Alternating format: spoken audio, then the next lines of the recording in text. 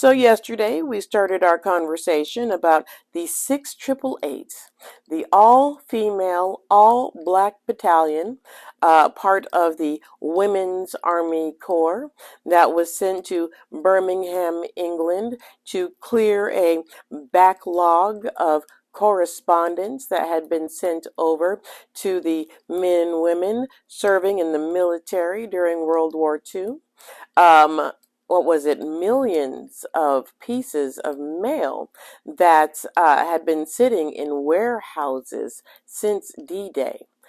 This was due to personnel shortages. This was due to a chaotic system, and 855 black women flew over, created their own system, worked around the clock, processing and delivering all of this mail, clearing out the backlog in both the United Kingdom and in France. Yes.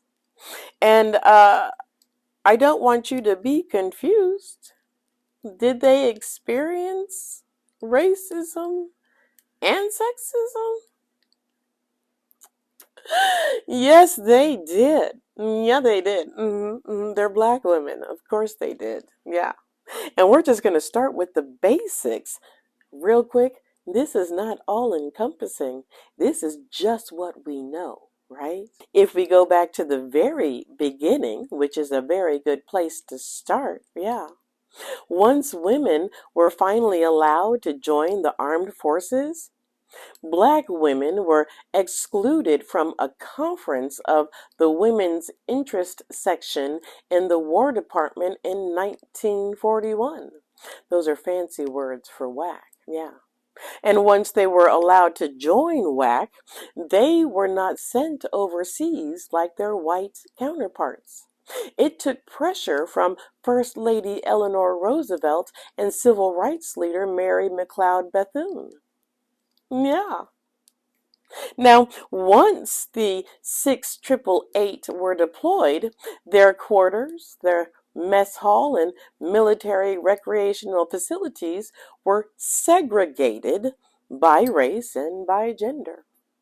And although black and white servicemen and women had been allowed in a local club and hotel for enlisted American military personnel that was ran by the American Red Cross, the club and hotel did not welcome black women. You heard me correctly. The club and hotel that was ran by the American Red Cross, they welcomed black men, white men, and white women, but they did not welcome black women. Now, one of the majors of the 688 did boycott, but eventually the black women of the 688, they started to run their own mess hall, their own hair salon, their own refreshment bar, and their own recreational facilities. You don't want us? Fine. We will start our own. And of course, there were more incidents. Who was it? Women's Army Corps, Maddie E. Treadwell.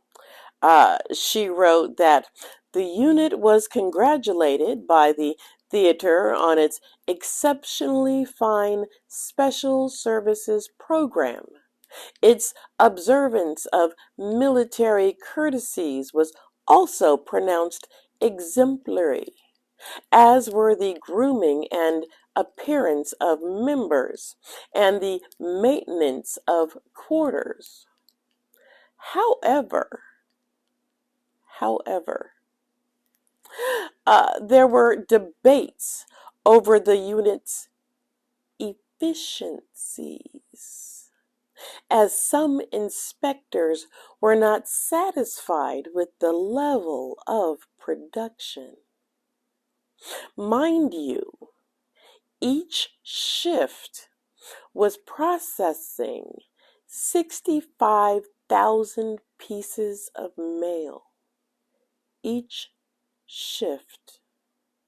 Their arrival in France caused such a stir with the white and black servicemen that they had to step up security to keep out unauthorized and unwanted men. And the unit's whack military police denied them firearms, even though they were trained in firearms. Remember, they went through basic training. Yeah, but they were denied firearms. So they had to learn martial arts to protect themselves and keep out unwanted visitors.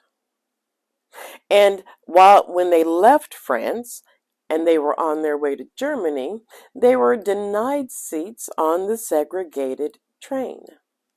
They had to appeal to a lieutenant general just to get a seat on the train. And then finally, in 1946, the remainder of the unit returned to the United States, and they disbanded without ceremony, with no parade, no public appearance, no official recognition of their accomplishments. It's as though they didn't even exist. And I'm going to add this one. I took